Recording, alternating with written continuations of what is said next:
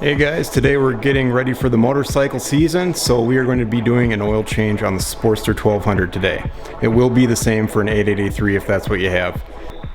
I'm using the Screaming Eagle brand 20W50 oil full synthetic and the Harley Davidson oil filter. You don't have to use the OEM stuff, that's just what I grab because it's convenient and I know I'm getting the right thing for sure.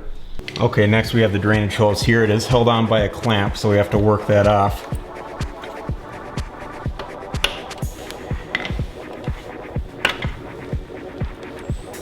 Okay, finally got that off. Now I found a lot of Sportsters that I've peeked at have this little clamp missing at times. I don't see that being anything that a zip tie can't fix, so it's not a big deal. You just have a simple steel hose clamp right here, so we're just going to loosen it.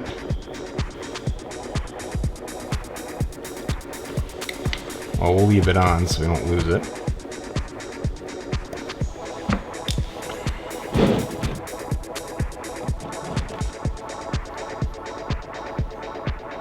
Alright, and we're just going to let that drain. Okay, our oil's about done draining here, so we're going to clean it off, plug it up, and clamp it back on. If you don't have a clamp, use a zip tie.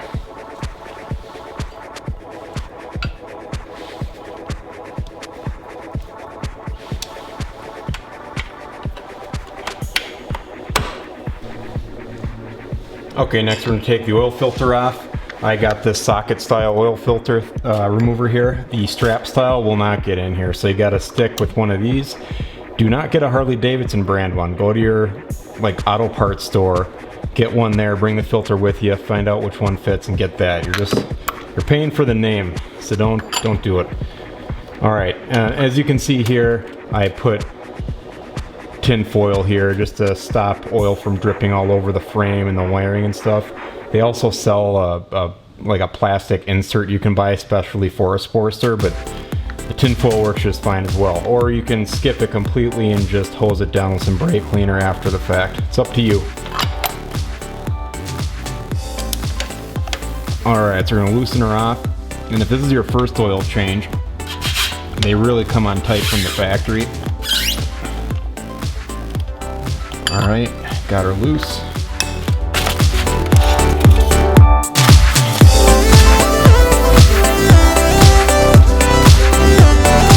And of course we got some oil everywhere anyway. Alright, got our new oil filter, and like any other oil change, you want to make sure you lubricate this gasket surface here a bit. It'll go on a lot smoother and it'll come off a lot easier when you do your next oil change. And I'm going to pour some oil in here. I do have to hold it sideways, so I'm not going to fill it up completely. Just going to call that good enough. It's better than nothing.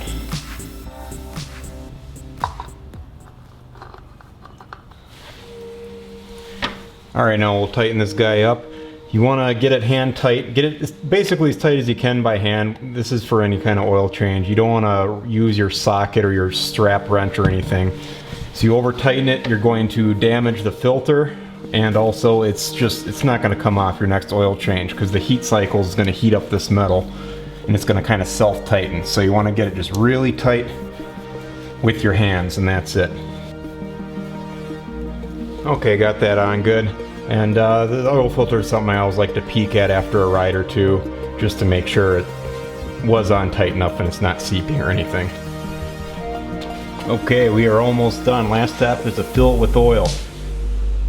Now the Harley Davidson specs are, this takes 2.8 quarts of oil, but that's when it's completely dry. So what we're going to want to do is fill it up to about maybe 2.5 quarts.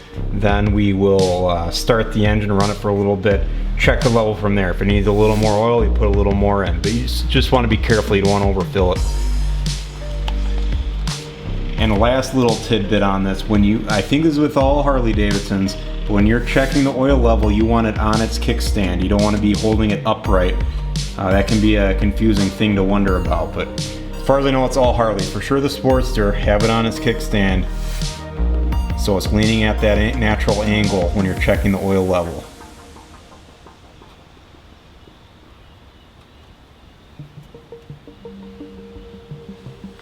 Okay, that's one overpriced quart. We'll go move on to the next.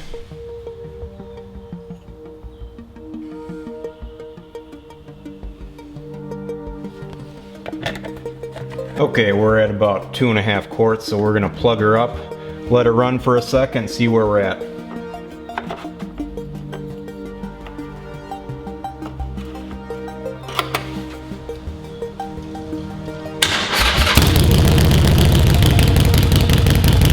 Alright, I'll let her run for a little bit. We're just gonna check our oil level, and if it needs a little more, we'll top her off. So we're gonna put it in, screw it down,